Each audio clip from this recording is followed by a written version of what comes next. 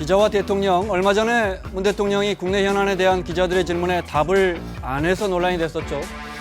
어제는 기자가 대통령에게 질문하는 태도에 대한 논란이 일었습니다. 분명한 건 이제 기자가 대통령에게 뭐든 물어볼 수 있게 됐다는 겁니다. 그러니 더 잘 물어보고 더 잘 대답해야 하는 거죠. 자, 사사건건 시작합니다.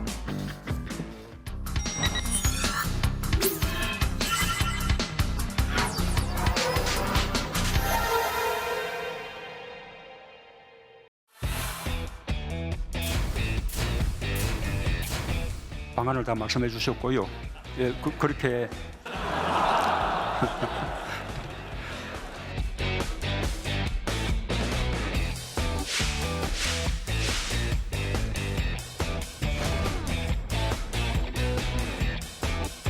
경제와 민생을 최우선으로 하는 경제 중심, 민생 중심의 대견이었습니다. 대통령께서 그래도 잘하겠다 하는 이렇게 좀 반성의 뜻이 나오실 줄 알았는데 기대할 게 없는 결과가 나와서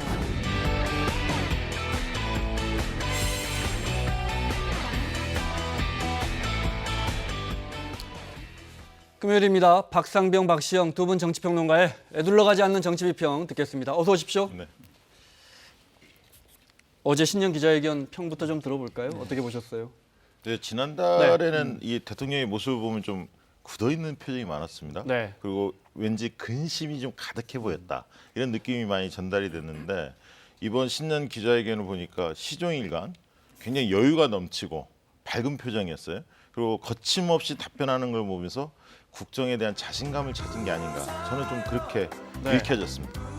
웃는 모습이 네, 약간 여유 있는 모습이 시종일관 계속됐다. 그렇죠. 그리고 네. 답변 자체도 에둘러 가지 않고 거침없이 자기 속내를 다 드러내는 걸 보면서 나름대로 외치만 강하고 내치에는 좀 잘 모르는 거 아니냐 이런 우려도 있었는데 국정 전반에 대해서 자신감을 갖는 그런 네. 느낌이 좀 전달이 됐습니다. 그러니까 대통령이 각본 없이 한다는 얘기는 국정 이해도가 높다는 얘기죠.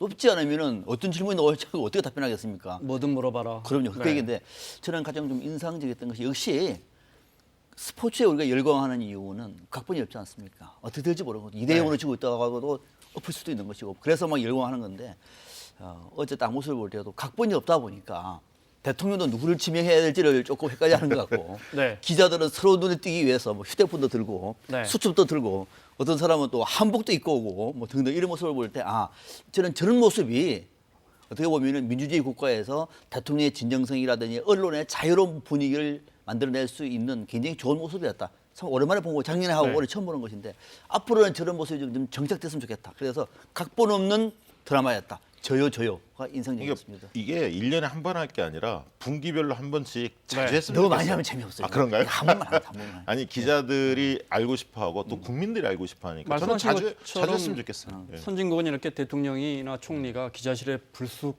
와서 사실 노무현 전 대통령도 좀 그렇죠. 그랬는데 네, 네. 노무현 전 대통령은 좀 이렇게 감성적인 분이어서 그렇죠. 네, 국민들이 우려를 살 만한 언급도 몇 번 있었고 네. 네. 저는요 앞서 대통령이 좀 많이 해라 하는 얘기는 저는 그 정말 반대하는 게 잘 들어보십시오. 네. 대통령이 아니고 이제는요 각부 장관들이 나서야 돼요. 네. 각 부처의 장관들이 나서가지고 행정이면 행정, 뭐 보건이면 보건, 또 군이면 군 문제에 관련되어서 브리핑을 하면서 그걸 중심으로 하고 청와대가 힘을 실어줘야 되지. 대통령이 자꾸 나서버리면요 장관들은 할 일이 별로 없어요. 장관들이 누군지도 몰라요. 그런 부분도 있겠군요. 보건복지부 네. 장관이 누군지 모르면서 그렇게 중요한 보건복지부 장관. 그래서 한 번만 하시라. 네. 양보하십시오. 네. 알겠습니다. 저는 개인적으로 그 대통령과 기자들과의 단상과의 거리도 지난 정부보다 많이 좁혀졌던 거예요. 근데 선진국 보면 유럽이나 뭐 백악관도 마찬가지고 이 코앞에 사잖아요. 네, 바로 앞에 기자들. 더 좁혀질 수도 있었으면 좋겠다. 그런 생각도 들었습니다. 어제 눈에 띄는 화면 몇 개, 어제 신년 기자회견 눈에 띄는 장면 몇 개 보겠습니다. 제가 직접 질문하실 기자님을 이제 지목을 할 텐데 뭐 그렇게 하기 위해서는 그냥 제가 진행하는 것이 나을 것 같습니다. 질문 시작되자 이제 이렇게 저요가 시작됐어요. 네. 사실은 너무 당연한 장면인데. 책 드신 분, 예, 한번, 예, 저 핸드폰 들고 계신 분요. 대통령 시선 끌기 위해서 다양한 모자도 좀 들어보고요. 네. 새해 복 많이 받으세요, 민 대통령님. 그리고 외신 기자들이 또 성의껏 우리말로 질의하는 기자들도 있고. 일본 NHK 지구장 타카노라고 합니다. 지금 양국 관계는 너무 어려운 상황입니다. 어떠한 대응을 고려하고 계십니까? 저는 일본 정부가 그에 대해서 조금 더 겸허한 입장을 가져야 한다고 봅니다. 사실은 그 뒤에 분을 지목한 것이어서 제가 예, 기를 드리겠습니다. 사실은 올해도 지명되지 않았는데 그냥 불쑥 일어나서 자기가 이게 지목됐는지 알고 하는 기자도 있었고요. 저렇게 한복 입고 저 기자가 디트24 뉴스라는 예. 디지털 뉴스의 류재민 기자라는데 어제 안타깝게 질문 기회를 얻지는 저분이요 알아보니까 작년에는 지명을 받았더라고요. 그래요? 작년에는 충청권 1등 신문입니다 이러면서 대통령께 질문이 있습니다 하고 손팻말을 들고 네. 표시를 했는데 작년에는 질문 기회를 받았는데 이번에는 한복을 입었음에도 불구하고 질문 기회를 받지 저 못했어요. 자리는 어떻게 결정된 겁니까? 제가 알기로는 네. 청와대에서는 외신 기자석은 지정석을 두고요. 네. 나머지는 자율적으로 앉아라 이렇게 네. 이야기를 했는데 기자단에 좀 협의해서 이 캡이라든가 선임들을 좀 앞에 앉히고 네. 나머지는 자율적으로 앉은 것 같습니다. 기자 사이가 이게 연차가 굉장히 중요해서 아마 말씀하신 것처럼 앞자리가 아무래도 좀 유리할 거 아니에요. 그렇습니다. 네. 저 나이 드신 선배들 좀 앞으로 앉으시라고 하고. 그러다 보니까 어제 또 주요 일간지들은 상대적으로 기회가 좀 적었던 것 같아요. 네. 이렇게 막 무작위로 막 막 하다 보니까 그 대통령께서 저 뒤에 계신 분, 네. 저 뭐 책 드신 분, 그러니까 앞서 한복을 입은 분도 뭘 이렇게 들었어야죠. 눈에 띄게. 아니 일어섰어요. 네. 일어섰는데도 아니 어쨌든 이래서도 안 보이고 뭘 그러니까 대통령은 책이라든지 네. 또는 뭐 휴대폰 뭐 이런 쪽에 그 말하기가 좋잖아요. 저기 뭐 휴대폰 드신 분, 책 드신 분, 네. 한복 입으신 분하고 또 다음에 한복 다 입고 오면 어떡해요.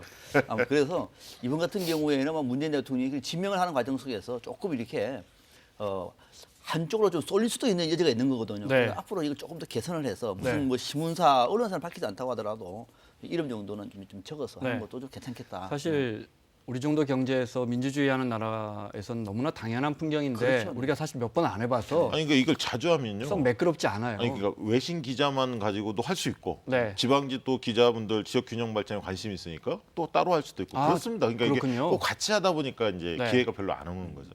대변인실에서 들으면 매우 싫어할 이야기를 지금 하셨습니다. 저거 한번 준비하려면 알겠습니다. 그럼요. 네. 어제 실시간 검색어에 이 기자의 이름이 오늘까지 올라와 있던데요. 네, 네. 네. 그 논란이 된 장면도 한번 보겠습니다.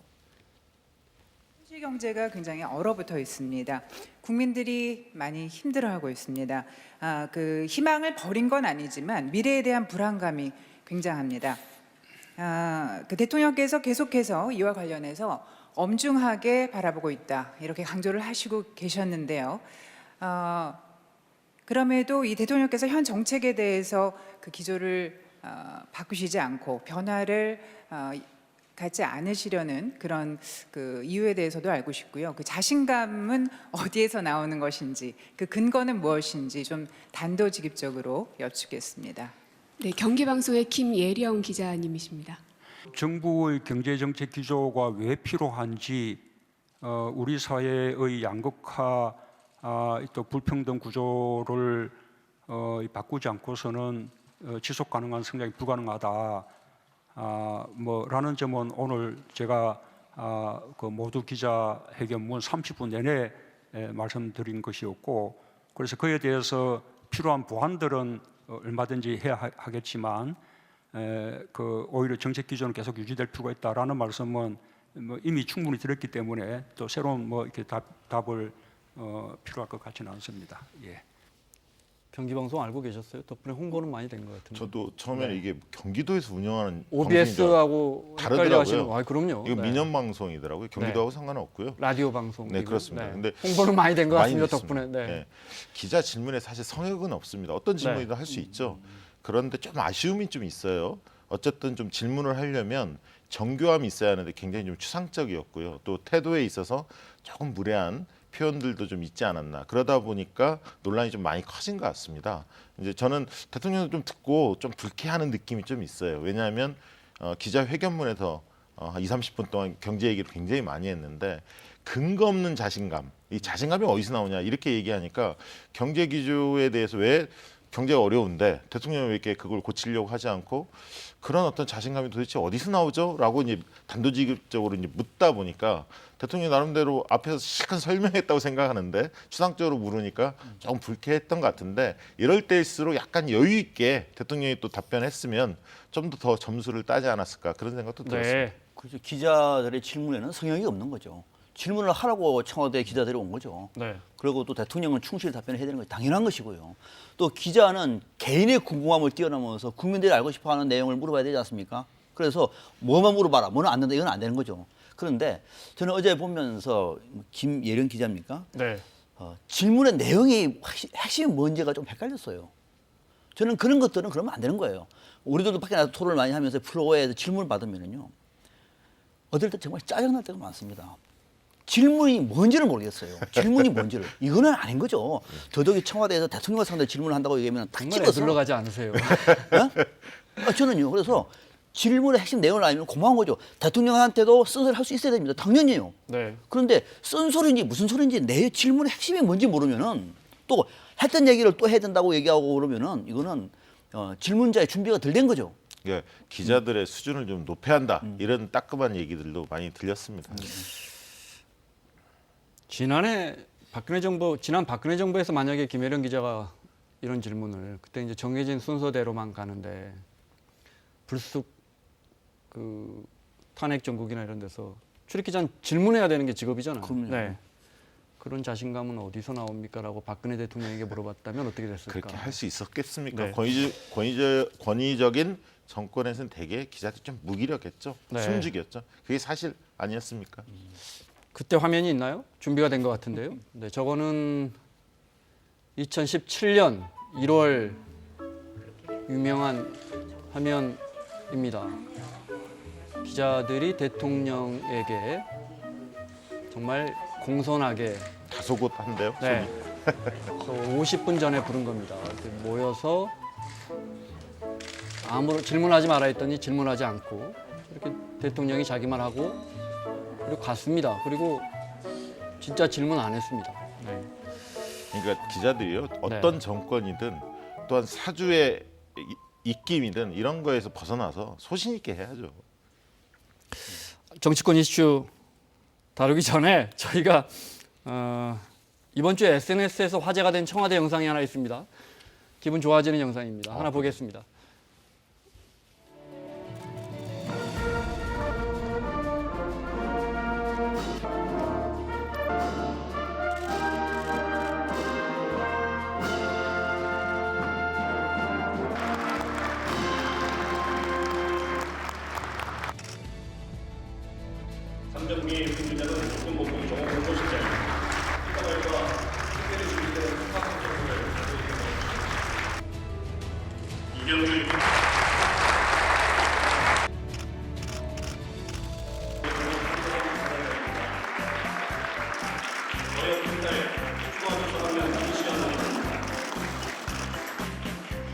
움직이는 토끼 모자입니다. 네.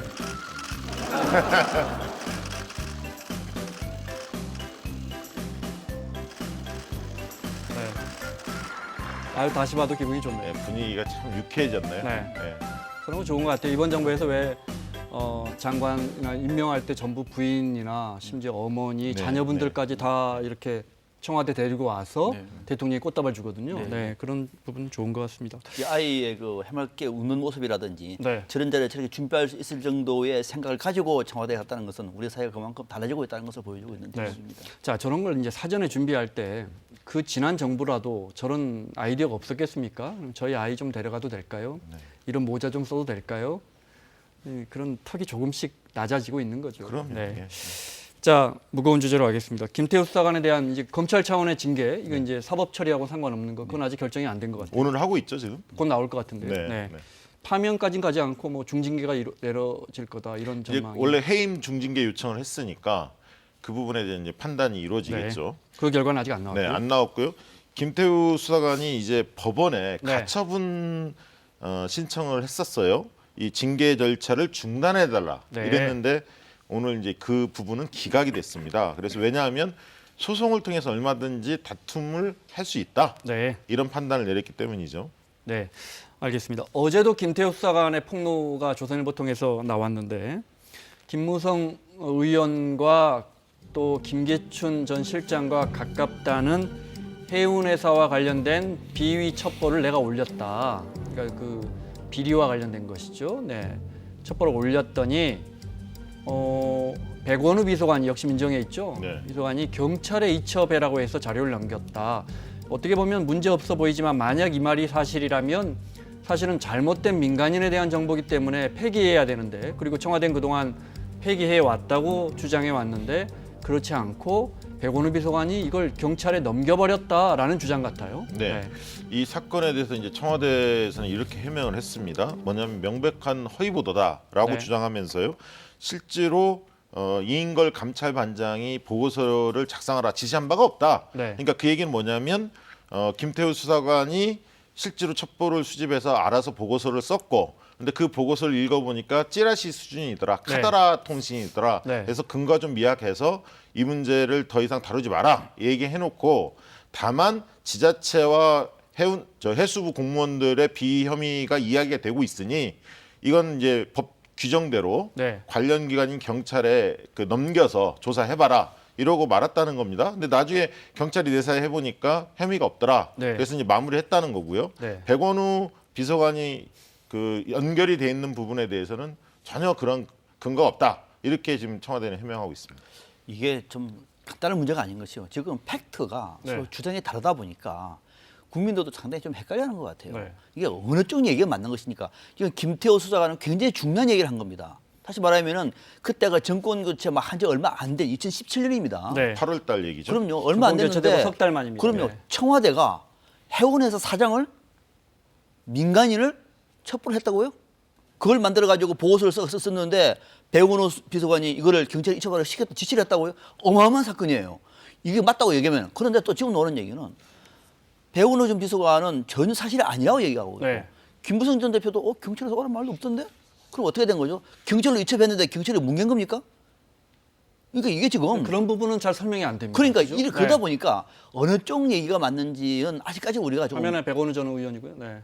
네, 그렇죠. 그러니까 네. 안 되는 상황 속에서 저는 이 확인이 안 되는 얘기를 김태호 수사관이 법정에서 이 얘기를 밝혀가지고 진실을 밝혀야 될 텐데 언론에다 흘리고 나니까 네. 계속 이 청와대와 상처만 주는 이런 어떤 생각이 지금 반복되고 있는 것이고 그러니까 언론에서 재생산되는 것이고 그래서 저는 팩트가 네. 진짜 맞는가 한번 물어보고 싶은 이거 확인을 해야죠. 확인을 네. 해야 하는데 왜 지금 시기냐는 거죠. 그러니까 만약에 이게 사실이라면 김태우 수사관이 지난달에 이야기했을 것 같거든요. 제가 볼 때는. 네. 그런데 국회 운영위 회의 이후에 여론이 별로 안 좋아지지 않았습니까? 민간인 사찰 의혹에 대한 그런 부분들이 별로 근거가 없구나 이런 게 이제 국민들의 확산이 되다 보니까 지금 징계를 앞두고 이 문제를 터뜨렸거든요. 그 언론에 그런 거를 보면 뭔가 언론을 통해서 방패막이를 지금 하고 있다. 저는 그런 생각도 좀 듭니다. 알겠습니다. 그런데 이 김태우 수사관이 이야기하는 거 보면 하여튼 위에서 어느 정도로 어느 수준으로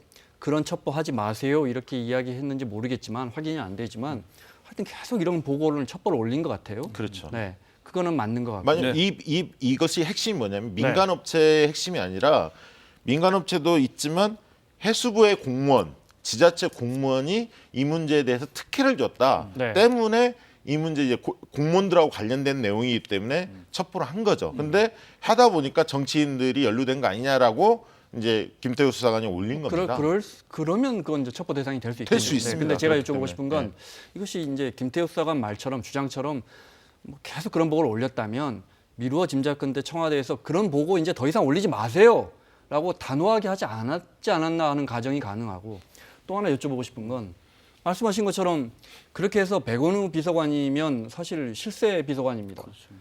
그 청해 경찰에 이첩해 하면 그러면 김태우 수사관의 첩보가 맞고 제대로 이첩이 됐다면 그러면 누구 하나 뭐 조사를 받고 기소가 되고 뭐 당연하죠. 그렇게 해서 그것이 김무성 의원한테 연루가 되고 보도가 나오고 이래야 되는데 그렇죠. 김태우 수사관의 폭로나 첩보는 대부분 결과가 없습니다. 왜냐하면요. 문제인데. 네. 이게 경찰이 내사를 했는데 종결을 한 거거든요. 별다른 혐의가 없었다는 겁니다.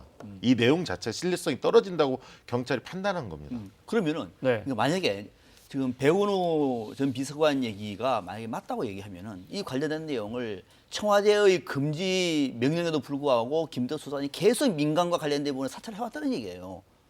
그렇지 않습니까? 그죠? 네. 그러니까 하지 말라고 얘기했으면도 뭐 해온 것이고 저는 이런 부분들이 누적이 돼가지고 나름대로 조직 내부에서 좀 갈등이 생겼다는 생각도 드는데 네.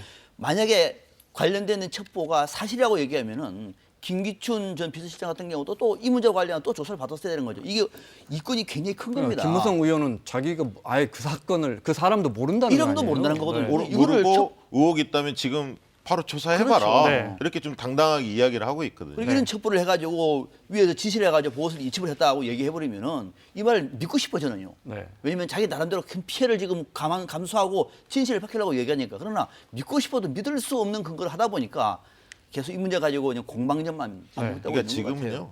검찰 수사 결과를 좀 지켜봐야 합니다. 알겠습니다. 예. 네. 자유한국당이 단독으로 김태우 신재민 엮어가지고 특검법을 내놨어요. 네, 왜냐하면요. 단독으로 할 수밖에 없는 게 바른미래당하고 민평당이 동의를 해주지 않은 겁니다. 네. 그러니까 진상조사는 필요하지만 지금의 상황에서는 특검보다는 일단 검찰 수사를 좀 지켜보자. 네. 그런 후에 미진하면 특검으로 가자. 이 입장을 다른 두 야당이 갖고 있기 때문에 단독으로 좀 낸 겁니다. 근데 여당이 반대했을 때 특검이 관철하려면 국민 여론이 뒷받침돼야 합니다. 그러나 네.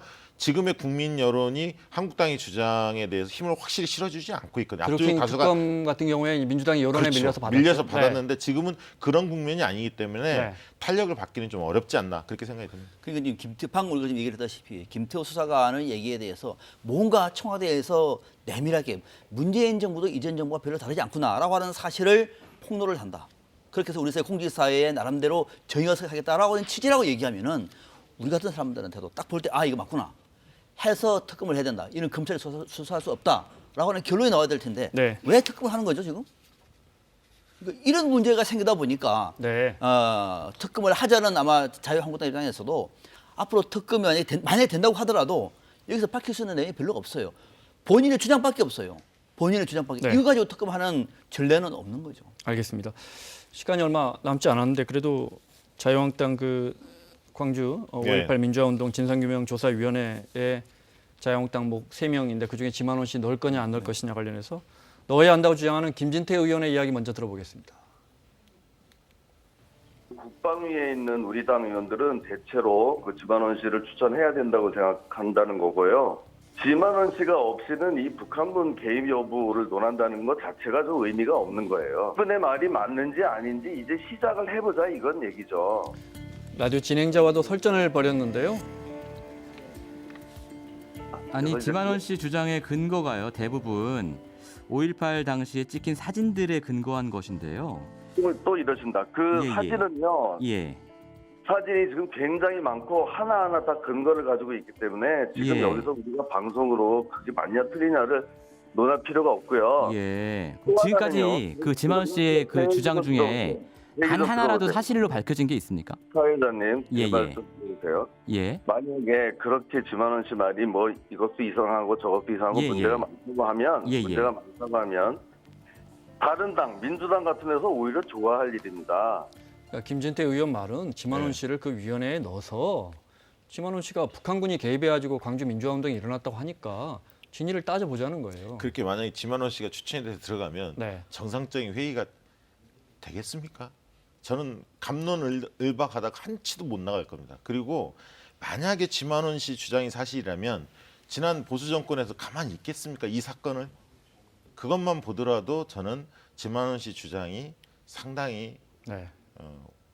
곡해돼 있다, 왜곡돼 있다 이렇게 보여집니다. 오히려 5.18에 지금 우리가 헌법이라든지 앞으로 대한민국의 새로운 가치를 만들어 나갈 때 정원에 넣느냐 안 넣느냐의 문제를 지금 얘기하고 있는 판국에 이 문제를 가지고 지만원 씨가 들어가 가지고 판을 깨고 또 이 안에서 근거 없는 주장을 하고 그러면은 우리는 진실 규명에서요 후진국입니다. 더더욱이 자유한국당이 추천을 했다고 얘기하면은 내년 총선에서 그 후폭풍을 어떻게 감당하려고요?